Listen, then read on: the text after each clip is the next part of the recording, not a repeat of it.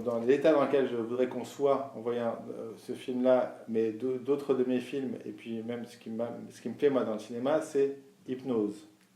Je voudrais qu'on soit hypnotisé. Je voudrais que les films, mes films soient comme des tripes dans lesquels on rentre et on en ressort une heure et demie après, mais qu'on rentre comme si on avait fait un trip ou comme si on avait été hypnotisé tout le long.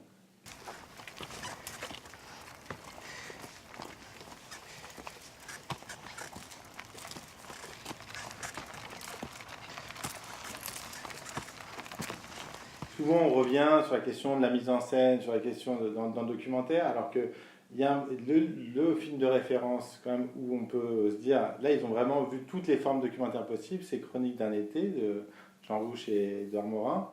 Tu vois, Morin, l'idée de réunir des gens autour d'une table est une excellente idée.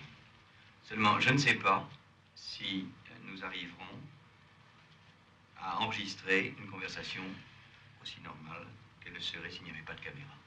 Par exemple, je ne sais pas si Marceline arrivera à se décontracter, arrivera à parler absolument normalement. Peu de la question de jouer ou de surjouer. En fait, je pense que n'importe qui est filmé, il joue. Il joue quelque chose, il joue, il n'est pas naturel, il n'est plus exactement la même personne. Et surtout, quand tu suis quelqu'un pendant un mois et demi, en fait, lui-même, il se met à représenter quelque chose. En fait, et moi, je ne cherche pas non plus à filmer le masque, derrière le masque de la personne. Moi, ce qui m'intéresse, c'est de voir en fait comment il se présente. Donc, je sais qu'il se présentait peut-être d'une certaine manière, mais d'une manière qui était ultra naturelle. Et pour moi, le documentaire, il est là pas pour... ce style de documentaire. En tout cas, ce que j'essaie de faire, c'est que le documentaire, c'est un espace un peu de jeu pour lui. C'est un espace où il a la possibilité de dire aussi ce qu'il a envie de dire. Pendant le tournage, on avait appris qu'ils avaient acheté je ne savais pas avant, en fait, ils avaient acheté une parcelle pour construire une maison. Donc moi, j'ai demandé en fait à Kabuta, si j'attendais qu'ils en parlent, peut-être qu'ils en auraient parlé un jour où j'étais pas là, où j'aurais pas su même qu'ils en parlaient parce que je comprenais pas tout ce qu'ils disaient. Donc j'ai demandé à Kabuta d'en discuter avec sa femme pour qu'on puisse filmer. Et en fait, du coup là, il se met à être un petit peu acteur. Il raconte sa vie, il parle de sa vie, il parle à sa femme d'un projet qu'il a dans sa vie, mais finalement, il le fait aussi pour nous. Napata kwa tamili fro napana kwa bantu bananani bantu changulisha kwa dar na mimi kesho nitaenda kuchanguli unaanza kukazi dar unaona kuyenga haina misa hapana mashuka mingi tushautala mu nyumba wenyewe unaona manyumba wenyewe mko pa caprice menace sana atute espere nyumba wenyewe atashuku moyo sasa nasema mimi nitaenda kuchanguli huko naenga kutuma michi ninaweka kutuma michi sasa hivi nisha kupata mandarini na maorange huko kumbele naweka ko nani mambeko ya pomme. J'ai une volonté de mettre en scène le réel. Ça ne veut pas dire que je manipule tout ce qu'il y a dans le réel du tout. Ça veut dire que je joue, que j'improvise avec ce qu'il y a dans ma manière de filmer. Et aussi, parfois, j'initie des situations pour nourrir mon film. Donc, je ne sais pas si vous avez remarqué, mais la première fois où il part du village, en fait, il y a une petite lumière sur son vélo.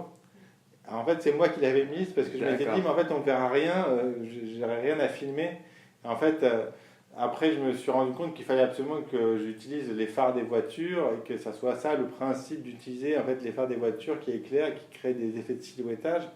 Et donc après, j'ai enlevé cette lumière, bon, qui était aussi du coup un peu artificielle. Et après, voilà, non, c'est juste que j'ai vraiment construit. Alors, c'était assez compliqué parce qu'il fallait réussir à prévoir les mouvements des bagnoles et jouer vraiment avec ça, quoi. Ça, c'était vraiment une espèce de chorégraphie un peu compliquée entre moi, lui et les voitures, quoi.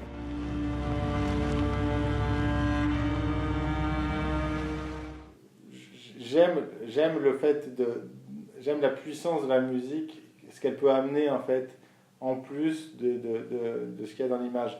Et en fait là, à travers ce film-là, il y avait cette idée de souffle. Il y avait aussi, je me suis rendu compte en fait en travaillant avec Gaspard Klaus qui a fait la musique.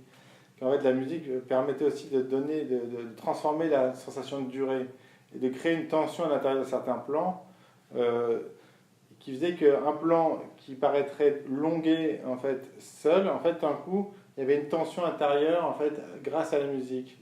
Donc il fallait vraiment que la musique soit en harmonie et elle a été vraiment créée sur les images, c'est-à-dire qu'il a improvisé, on retravaillait en fait jusqu'à arriver à une simplification extrême de la musique pour jouer sur des répétitions, sur pas de musique, pas de mélodie, des répétitions de 3 notes, 3-4 notes maximum. Et en fait là-dessus, en jouant sur la même type de répétition qu'il y a à l'image, c'est-à-dire qu'il marche, et la musique en fait, elle raconte pas sa propre narration de son côté, en fait elle est vraiment là pour être vraiment liée même à ce qu'on voit, souvent en fait elle est vraiment à l'image, c'est-à-dire qu'il envoie des coups de violon en fait par rapport à l'image qui est là, donc elle a été vraiment faite de manière organique avec le film.